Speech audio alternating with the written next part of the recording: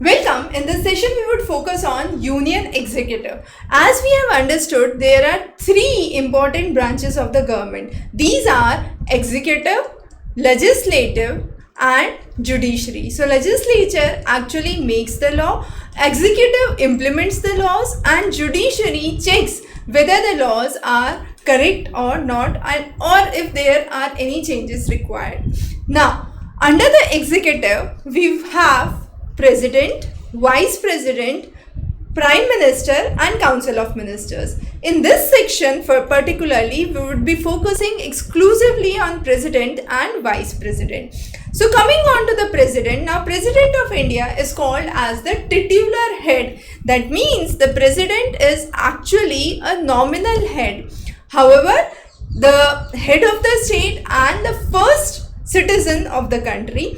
So, President exercises power on the advice of Council of Ministers led by Prime Minister. So, the basic ideas, the basic powers, the basic suggestions come from the Council of Ministers headed by the Parliament, and President on advice of that takes the exercise of powers, right? So under the 42nd Amendment Act 1976, it became obligatory for the President to act on the advice of the Council of Ministers. Now, the President in India is elected for a term of 5 years, can be re-elected for another term. So maximum a person can remain a President in India for 10 years. However, there was an exception. Dr. Rajendra Prasad, the first President of India, remained the President for 12 years. But that's only one circumstance where we have this case.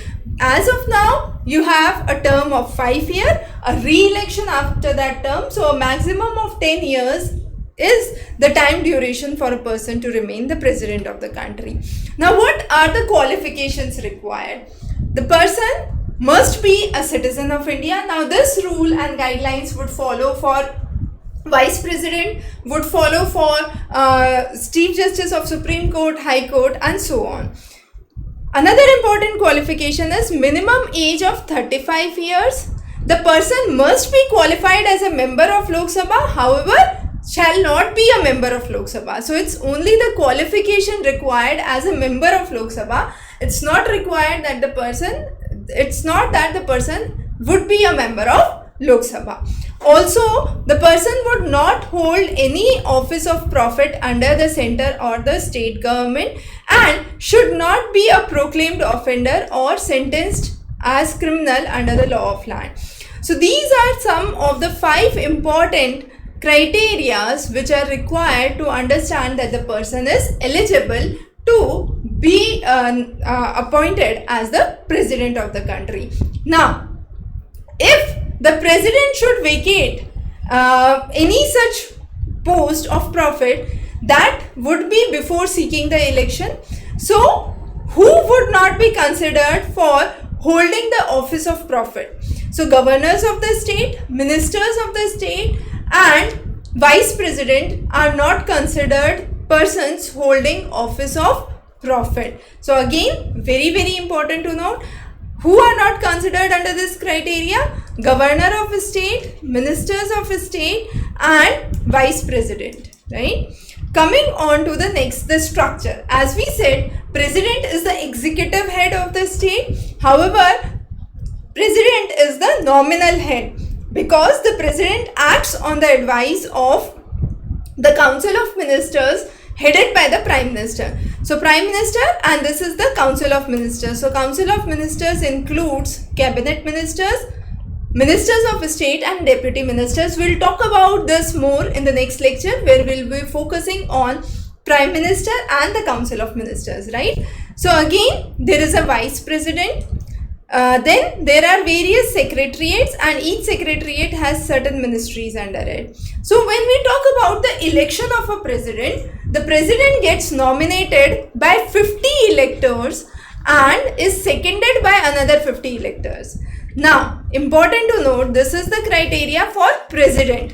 What about vice president? We'll talk about that as we move there as well, but just to introduce, in the case of vice president, it is 20 who are nominated, like vice president is nominated by 20 electors and then seconded by another 20. So here for president it's 50 and 50, for vice president it is 20 and 20. Important to note.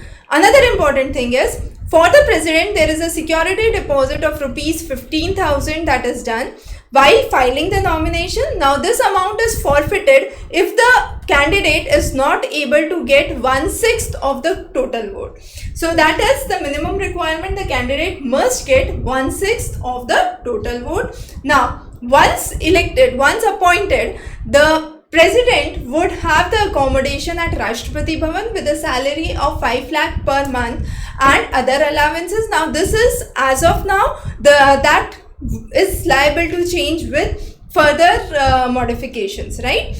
With further future years. Now next important thing is, so this amount is quoted for 2024. Now the position of the president, as we said, position of the president is the head of the state but represents the nation and does not rule the nation. It's important to understand, president represents the nation but does not rule the nation, acts on the advice of the Council of Ministers, is constitutionally above the process of law. Very, very important. So president is constitutionally above the process of law, and one such discretionary power that we would understand later is the power to reduce the death sentence to life imprisonment, which has been granted by Supreme Court, and only president has that power, right?